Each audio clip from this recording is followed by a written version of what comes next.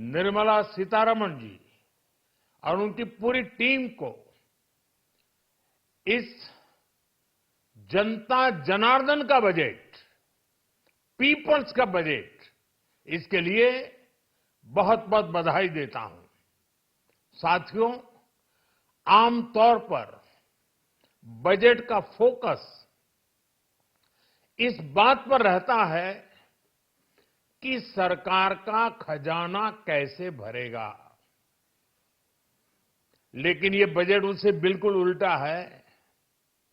लेकिन ये बजट देश के नागरिकों की जेब कैसे भरेगी, देश के नागरिकों की बचत कैसे बढ़ेगी और देश के नागरिक विकास के भागीदार कैसे बनेंगे, ये बजट इसकी एक बहुत मजबूत नींव रखता है। साथियों, इस बजट में रिफॉर्म की दिशा में महत्वपूर्ण कदम उठाए गए हैं। न्यूक्लियर एनर्जी में प्राइवेट सेक्टर को बढ़ावा देने का निर्णय बहुत ही ऐतिहासिक है। ये आने वाले समय में सिविल न्यूक्लियर एनर्जी का बड़ा योगदान देश के विकास में सुनिश्चित करेगा। बजट में रोजगार के सभी क्षेत्रों को हर प्रकार से प्राथमिकता दी गई है। लेकिन मैं दो चीजों पर ध्यान आकर्षित करना चाहूंगा, उन रिफॉर्म्स की मैं चर्चा करना चाहूंगा जो आने वाले समय में बहुत बड़ा परिवर्तन लाने वाले हैं। एक, इंफ्रास्ट्रक्चर स्टेटस देने के कारण भारत में बड़े शिप्स के निर्माण को बढ़ावा मिलेगा, आत्मनिर्भर भारत अभियान को गति मिलेगी। और हम सब जानते हैं कि शिप बिल्डिंग ये सर्वाधिक रोजगार देने वाला क्षेत्र है। उसी प्रकार से देश में टूरिज्म के लिए बहुत संभावना है। महत्वपूर्ण 50 टूरिस्ट डेस्टिनेशन,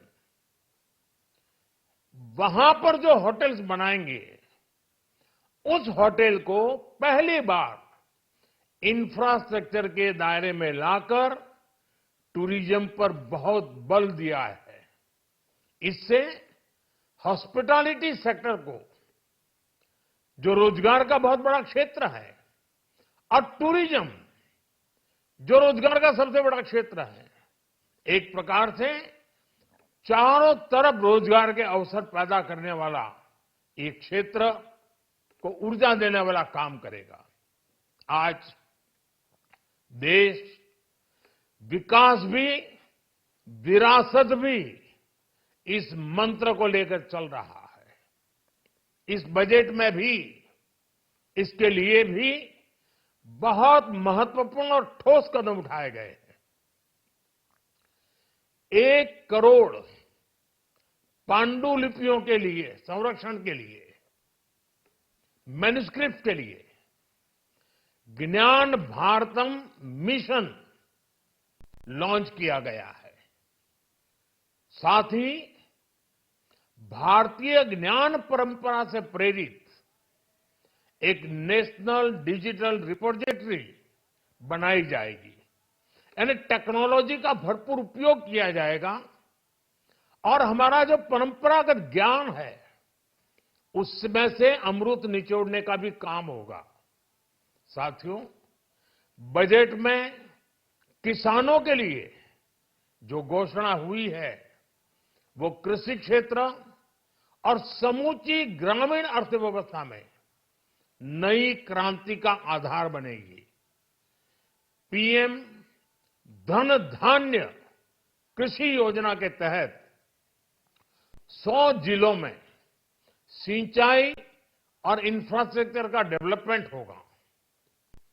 किसान क्रेडिट कार्ड की लिमिट 5 लाख तक होने से उन्हें ज्यादा मदद मिलेगी। साथियों, अब इस बजट में 12 लाख रुपए तक की आय को टैक्स से मुक्त कर दिया गया है। सभी आय वर्ग के लोगों के लिए टैक्स में भी कमी की गई है। इसका बहुत बड़ा फायदा हमारे मिडिल क्लास को, नौकरी पेशे करने वाले, जिनकी आय बंधी हुई है, ऐसे लोगों को, मिडिल क्लास को इससे बहुत बड़ा लाभ होने वाला है।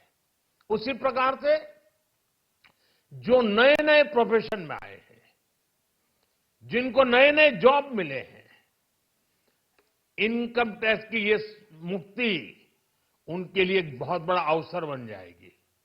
साथियों, इस बजट में मैन्युफैक्चरिंग पर 360 डिग्री फोकस है, ताकि एंटरप्रेन्योर्स को, एमएसएमईज को, छोटे उद्यमियों को मजबूती मिले और नई जॉब पैदा हो।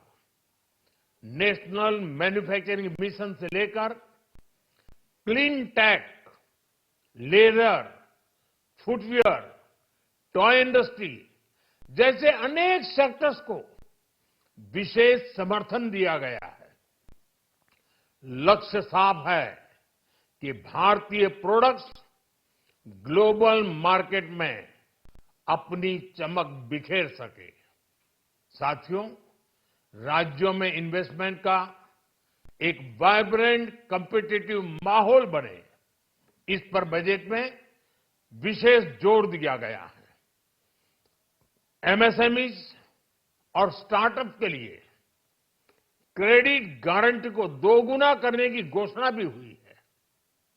देश के एससी, एसटी और महिला जो नए उद्यमी बनना चाहते हैं, उनको 2 करोड़ रुपए तक के लोन की योजना भी लाई गई है, और वो भी बिना गारंटी।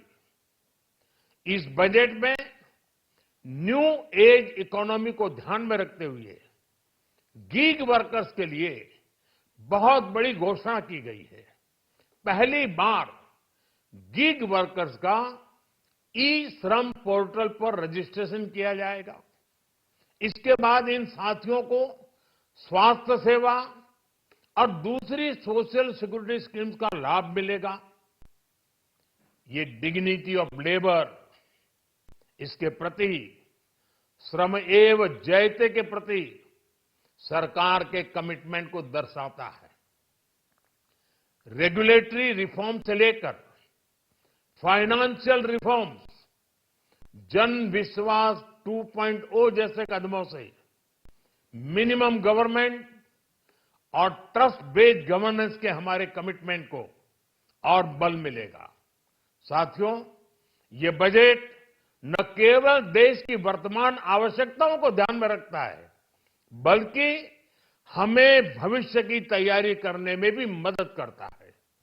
स्टार्टअप के लिए deep tech fund, geospatial mission और न्यूक्लियर एनर्जी मिशन ऐसे ही महत्वपूर्ण कदम है। मैं सभी देशवासियों को एक बार फिर इस ऐतिहासिक पीपल्स बजट की बधाई देता हूं, और फिर एक बार वित्त मंत्री जी को भी बहुत बहुत बधाई देता हूं। बहुत बहुत धन्यवाद।